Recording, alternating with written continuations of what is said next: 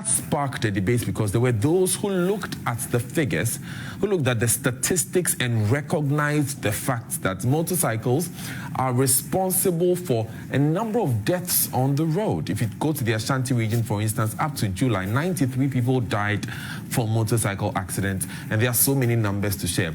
There are those also of the view that it's a legitimate means of employment, and so it can be regulated to reduce the number of deaths, and we can have that profession.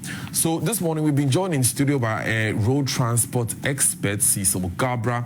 He is opposed to the legalization of Okada. Cecil, good morning. Good morning. Hope all is well. Very, very well. And yourself? I am doing well. I'm doing well. Okay. Yeah. And we'll also be joined shortly by the founding president of Imani Africa, Franklin Cudjoe, who says that, look, we can legalize Okada and we can regulate it to reduce or mitigate the number of road accidents. So we're going to have a bit of a debate here this morning. Franklin is joining us via Zoom, but I'll begin with you in studio, Cecil. So first of all, the argument that just because motorcycles cause accidents does not mean that we have to ban the commercial use of them. Where do you stand on that? Well, let me go back to about 10 years ago when Okada business started. Right, I just saw my very good friend Alex Obing, and I was again, I think at your studio, and I told him that Alex, this thing is becoming unbecoming. What are you doing about it? Oh, we are going to get all of them. We'll arrest them. Right. What do we see today? Okada is now a very serious business, whether we like it or not. If you go back to the regulations that we all set up, which is the LI 2180 to be precise, Regulation 128, it states categorically that you cannot use any motorbike for commercial purposes where you have the human being seated at the back of it as a pinion rider. Right. So for me, it's a no-go area, and we must not do it because a lot of people have died. Hands, legs have been maimed. I have a lot of pictures on my phone. The very latest is even yesterday, where surgeries are being performed. And why are we worrying ourselves to move on and legalize Okada? Fortunately for me, I don't do any politics, and I won't do any politics. I've had a lot of calls since yesterday because I said a particular party must not do it. And as I'm talking to you now, I know the stakeholders of the transport sector have been holding meetings and so on to see the possibility of regularizing it, which I say it is still wrong. Right? It is wrong because, one, it's a law. Two, it is not safe at all. We'll go into the details it's not really safe. Of the safety and whether or not that can be mitigated. But Franklin Cudjoe has joined us. Let me take his opening comment as well. Mr. Cudjoe, good morning. So I read your post, and in that article, you seemed to believe firmly that there is a way we can regulate it, and that is the use of Okada. Let me take your opening comments on that. Well, good morning, my good friend Cecil. Daniel, you can call me Franklin.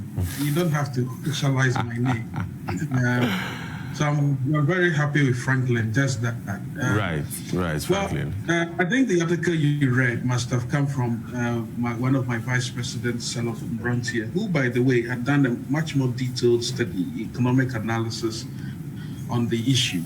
Kofi Bentel as well has made a very passionate appeal for its regulation.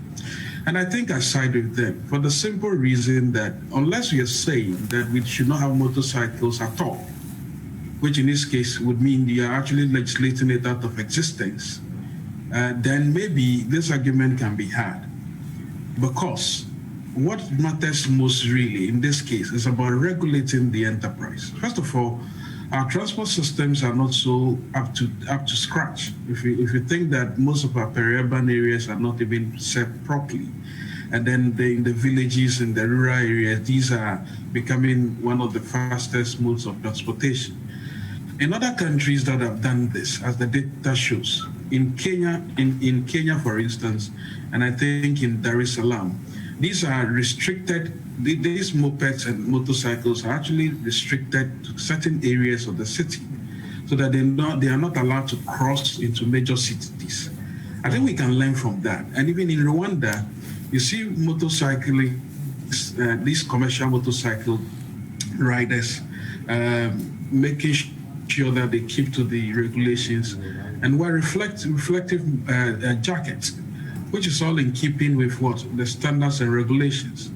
I'm not really a stickler for saying ban something. You see, when you ban something, you actually let it run underground. It's like the same thing, cocaine, drugs on the war on drugs. It took the UN almost 50 years to realize that, and I think it was Kofi Annan's chairmanship that finally said that, look, this whole habit of banning things out of their existence do not work. You know the bootleggers in America, and they're trying to ban this whole thing about alcohol. It went underground. A lot more people died. But when it was regulated, you've seen the import of it. So I would say that the business is being done, and yes, it's true. People are dying. And indeed, people die from all forms of transport anyway. I mean, you can die from an aeroplane that falls on the sky, just as you die in a road crash. The point I suspect is that with road crashes, people do not respect road traffic regulations. And I think it is important that we do not use a sledgehammer to kill a cockroach in this manner, but try to find a way of, so I think we should respect the science, the transportation science, which tells us clearly that this is a significant source of transportation of people in parts of Ghana, and indeed in the peri-urban areas. We can actually modify these regulations. We don't allow them to cross into major CBDs and all of those. So there are a lot of things that can be done. But to say that it should be banned completely, it's not based on the science, and it's not economical. Right, Franklin, thanks. But let me come back to you with that, Cecil. So you just heard him say how there are numerous international examples of where it's used legally and the kind of economic dividend we can reap from it. Yes, good morning to you, my very good friend Franklin, too. I disagree with you totally, right? And listen to me why. You mentioned Rwanda, right? You can just go on the internet and check. 80% of road crashes in Rwanda are caused by motor riders. It is still not working. So why do we have to bother ourselves to introduce it? Already we cannot tackle our own situation on vehicular accidents itself. Right, it's an enforcement problem, whether we like it or not. Right, why did we even allow motor riders to start doing the Okada business? Because enforcement doesn't work in this country. You and I know it. Right, and when the policeman stops you and he really wants to take you to court, few of them will do that. However, others you can, find your way either to talk to them or do the usual thing. Okay? Right, so if enforcement has failed and then motor riders have taken advantage to do Okada business, why would I encourage them? And why do we have to encourage them? Because you and I will sit in our flashy vehicles. They will go and hustle using Okada to get to their places. Now, those rural areas, right, we all hear it in budgets in the past that we are doing this road and so on. You go there and it is not done. And that is why the people are using Okada. I have been the same person who said BRT wasn't going to work. That is the bus rapid transport system, right? Because we never thought of having any segregated roads, and it is not working. We imported those buses. Today we are there. They are seated, and we are not using it. Taxpayers' money is gone. So don't let us go to this Okada thing at all, right? It is really dangerous. It is not fine. I mean, people will say it is business for people, but don't look at the business of people. Why can't we, go ahead and have all those factories to manufacture a lot of things in this country where we do not import but rather a sport. That will give them work to do. Buses will take them to their various places. Let me ask this question. You can ride a motorcycle and have someone sit on the back legally. Precisely. Why does it become a crime as soon as you ask the person to give you money? Yes, it is a crime because if I am doing a business and I am an Okada rider, I am not thinking about the person who is sitting at my back. If the person is my brother, I'll be very more careful. Now, those Okada riders are not really serious in terms of safety. Okay. So it's about the safety concerns and the mindsets. Franklin wants to come in with a comment. I'll let him in. Franklin, go ahead. I think, Cecil, with all due respect, I mean, I think are you condemning the act of sitting on the motorcycle and having someone, you giving somebody a ride, or the intentions of somebody who is asking someone to pay a fee? You know, that why would I be interested in injuring somebody who I'm transporting, who is paying me a fee? Why would I do that? I think we should be interested in the regulatory aspect of this. It's only because we don't regulate and enforce. Look, in Lagos, when you are caught as a traffic offender, you are made to go to classes, pay a fine, before you actually are allowed to do that again. We can do this for our motorbikers.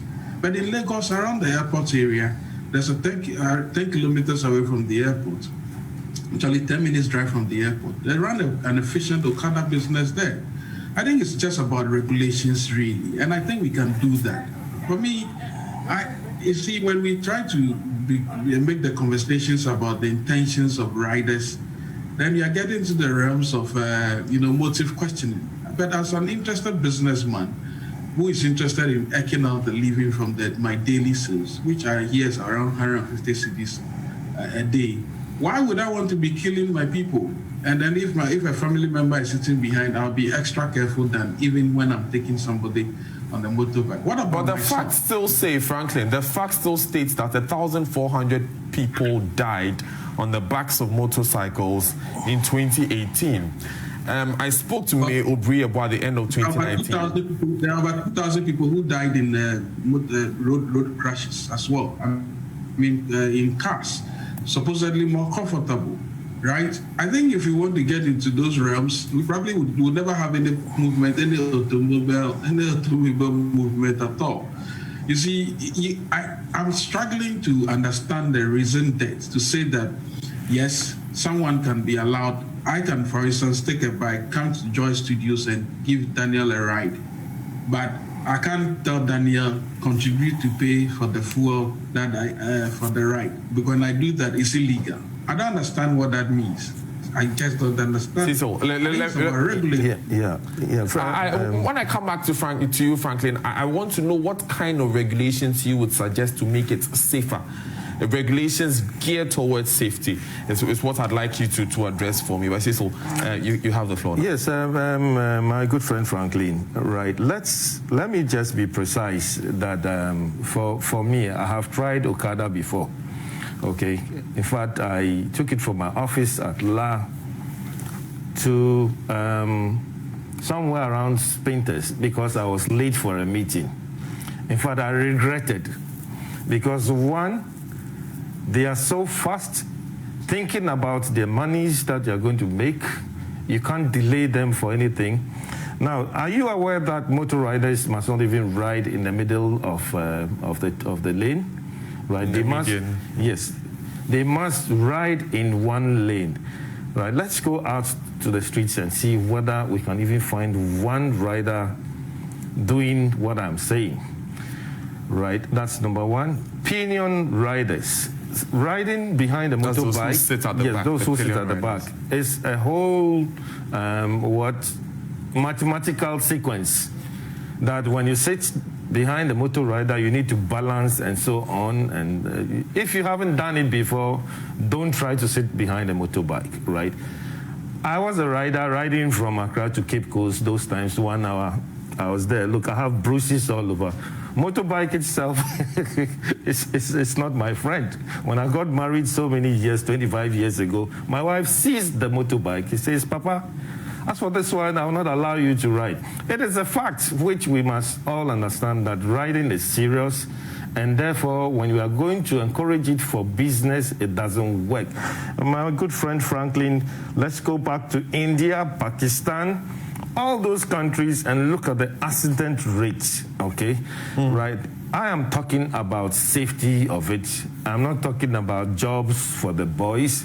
If you want to look for a job, honestly speaking, just be wise enough and look for the appropriate job done. Look for a motorbike the argument to kill people. The argument, Cecil, is that we have really shirked our responsibility when it comes to regulating this over the years. And I'll read you some statistics. In Ghana, as compared to some 3 other countries, only 1% of motor riders had any formal training on how to ride bikes. We have the least proportion of formally trained motorcycle riders. Could that not be the case? Why we are seeing these numbers, why we are seeing this recklessness on the roads? That is also a fact. 99% of riders that we see haven't got any riders, that is the A license, okay? And it's just so easy that, I mean, you get a bike. If you are able to ride a bicycle, obviously you'll be able to ride a motorcycle, right? No. And I mean, people talk about regulating them, bringing them together for them to be schooled. I feel if we want to do anything like that, we should start from somewhere.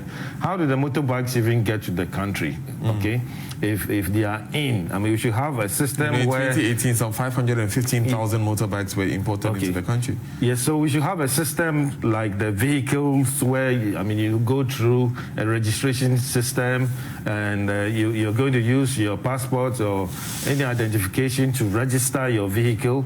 If that is done, then compulsorily will ask you to go to school before they even register your motorbike. But honestly, it is too late.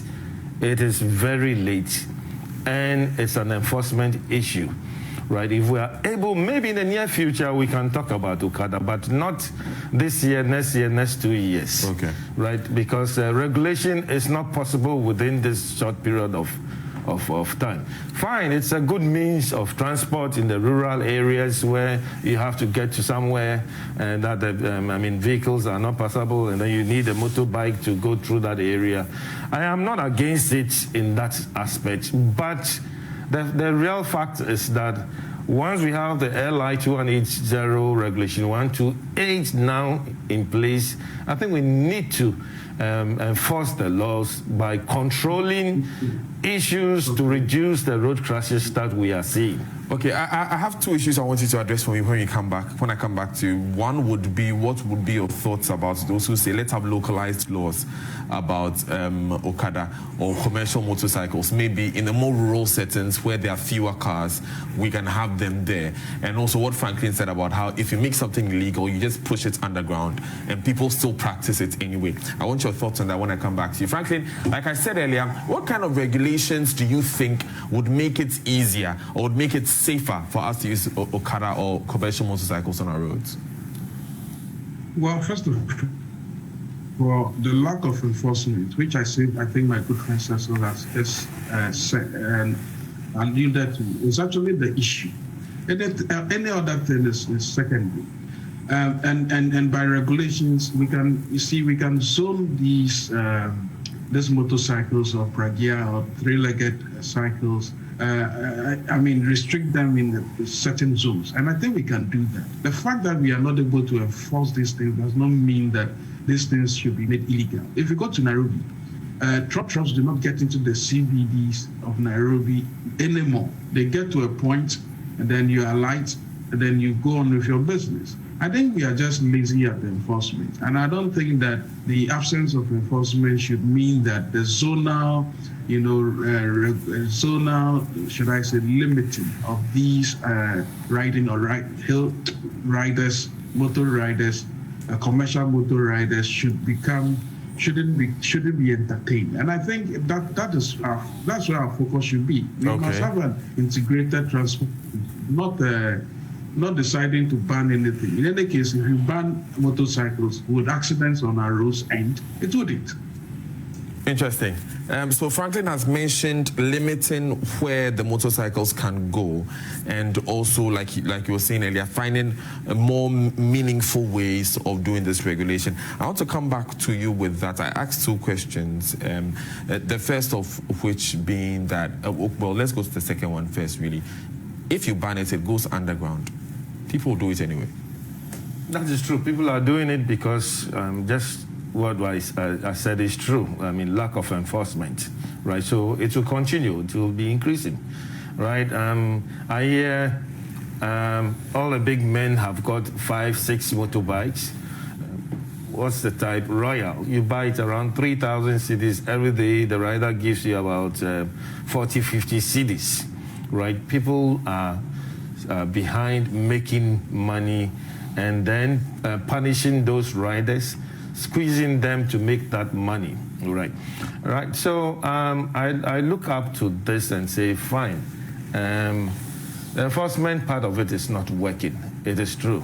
Should we encourage it? No. Let enforcement work, and then later on, we can look at a system to regulate it, to start with those areas where I mean, it's not motorable, where you need to go there with a motorbike. Which was to my first question, right, of where you can't use cars. That's the hinterland, yeah. Right? Which I will agree that, I mean, you've gotten to somewhere like Nyami Adum, and then you need to go to the forest, and there's no vehicle. Fine, but those people must even be trained, and I'm talking about not now, the future. But for how Accra, soon? Kumasi, How many years would you say? I think if we sit down and plan very well, maybe in the next 2-3 years we'll be able to do it. But for the cities, it must be a no. But will that not be in line with what Mr. John Mahama said? Because he did not give himself a specific timeline for implementing this. But if we are able to do this in 2-3 years, and mind you, he was in the Volta region, he was he was not in an urban center, in an urban setting when he made this promise. Could we not then say that that is implementable, that promise? Well, for the time frame, I'm not really not aware of what he was talking about. He did not give himself a time frame at all. But mine is for the future, maybe 2 years, 3 years, we could sit down, look at regulating those ones for it to work. But again, I am still advocating for motorbikes to be sold to even workers and farmers. I mean, they should have their tricycles, own their tricycles, and train them themselves to ride and carry goods to wherever they want to go. I'm somewhere in the ministry. Cecil, but I just wanted to get some clarity. Would you then say that given your 2-3 year window, this is an implementable promise within a 4-year mandate of an elected government? Well, I would say we shouldn't rush on this, okay? 2 years, 3 years, paperwork must be done, and then in the near future, that is it. Can it be done in 4 years? And 4 years, I don't think we need to rush to do this. I mean, that would be your opinion, but I'm is not it feasible for it to be done? I will not look at any political party who says he wants to do this. So, Daniel, don't push me to that. Just asking questions. Okay. So I think I get the sense here. I want to take a quick final comment on, the implementability of that specific promise John Dramani Mahama made. But I'm opening the phone lines at this point for a few comments from my viewers. You were so interested in this earlier this week. 030-2211-693 or 4. 030-2211-693 or 4. The phone lines should be at the bottom of your screens by now. Tell us what you think. Should Okada be legalized, or we should keep banning it? Do you think it can be regulated, or the people are too recalcitrant? Tell us what you think. 030-2211-693 or 4. Franklin, interesting comments here from Cecil about how it could take some 2-3 years, but he's unsure about implementing within a 4-year mandate. Where do you stand on this? How much time do you think a serious government should be given to implement this? Can it be done within 4 years? Again, the rural areas. In the rural areas only. That was your point. Yeah, Franklin, go ahead, please. I'm struggling to understand my good friend Cecil. The fact of the matter is that this is a living experience. We are living it already.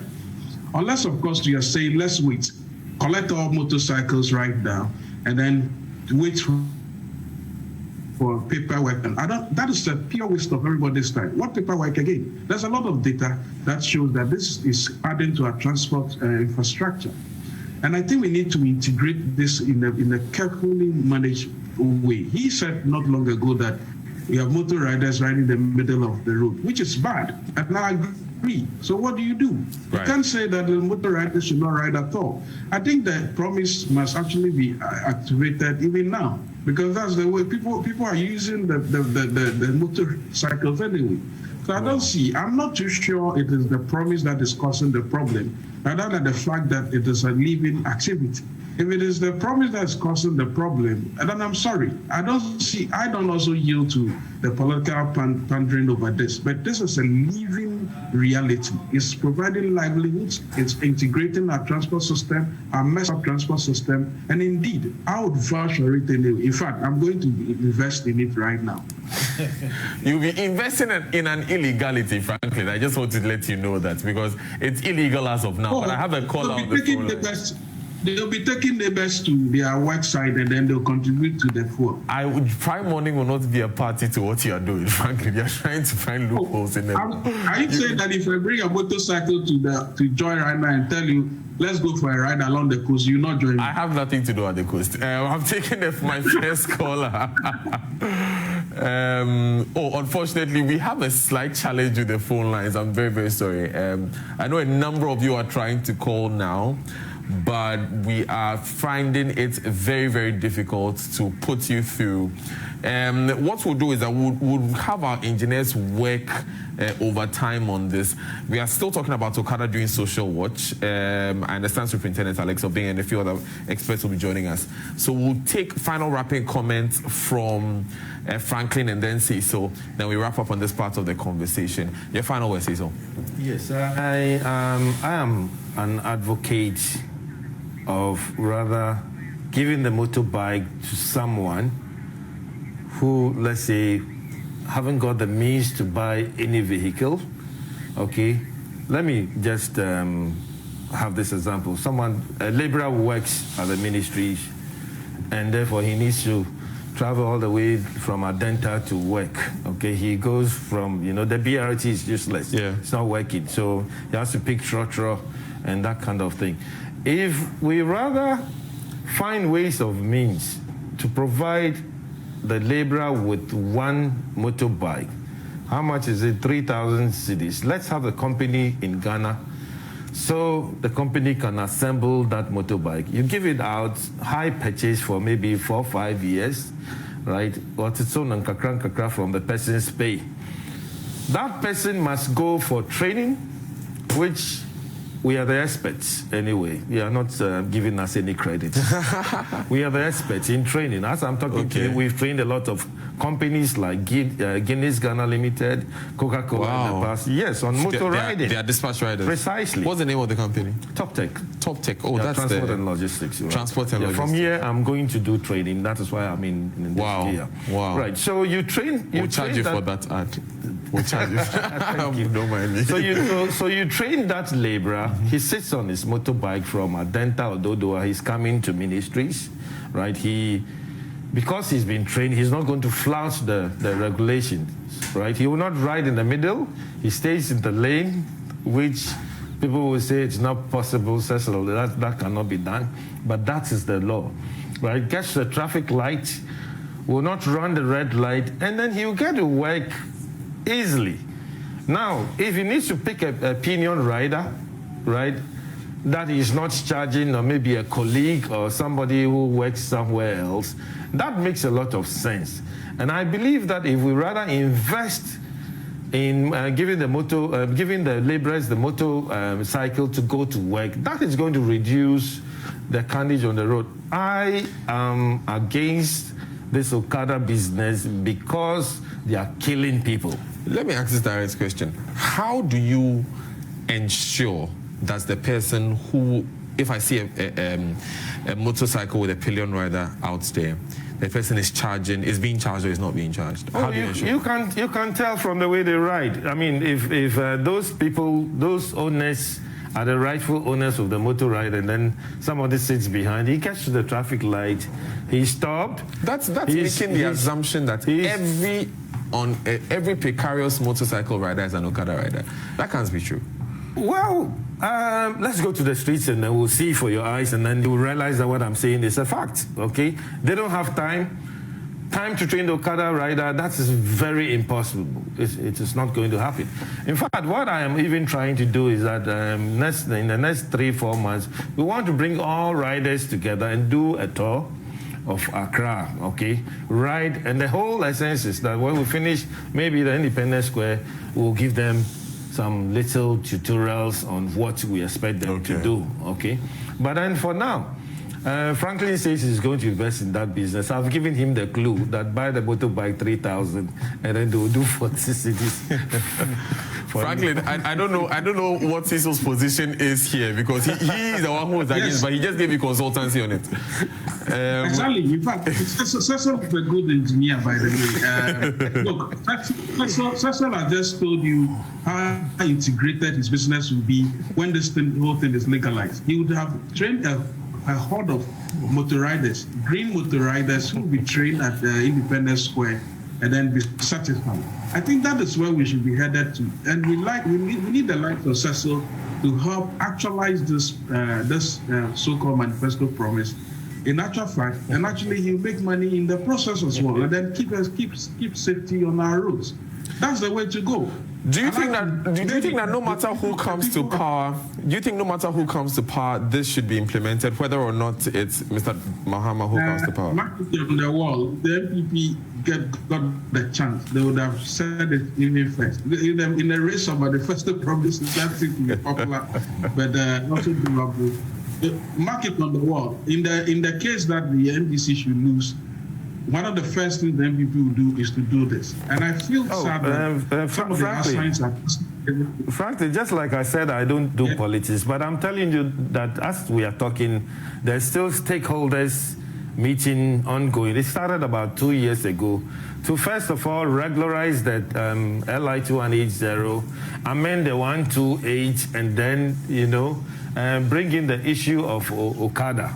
Oh, okay. So work is already been done. Yes, but no. For some have you been involved in that work? No, nobody has called me, but I am really against it. That it shouldn't happen, and if it to happen, maybe some years to come, like I mentioned. Cecil Garbrah of Toptech. He's a transportation consultant, road safety expert. Franklin Cudjoe is founding president of Imani Africa. It's an education and policy think tank. We broke down the policy and safety aspect of Okada. When we come back with social watch a bit later in the show, Superintendent Alex Obeng will be here. The president of the Okada Riders Association as well will be here. We'll ask him if it's true. PRO of Okada Riders Party. We will ask him if it's true that all Okada riders are reckless, like Cecil says. But stay with us. It's going to be a riveting morning. We'll be taking a lot more phone calls, sending your messages and your social media messages as well. This is Prime Morning. Don't go anywhere.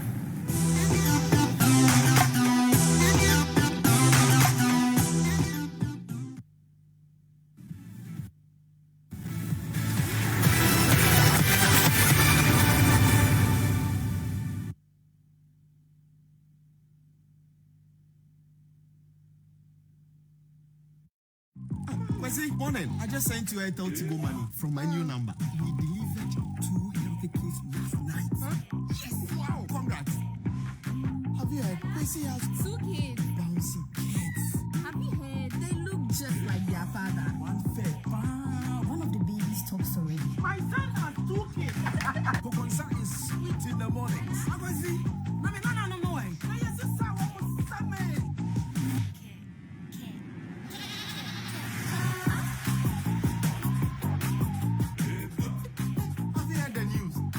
it's Have you heard? Get free calls and free Airtel Tigo money transfers for 6 months on new Airtel Tigo SIMs. Get a SIM. Shop online, get free swipes, and enjoy greater security with a card that turns banking on its head.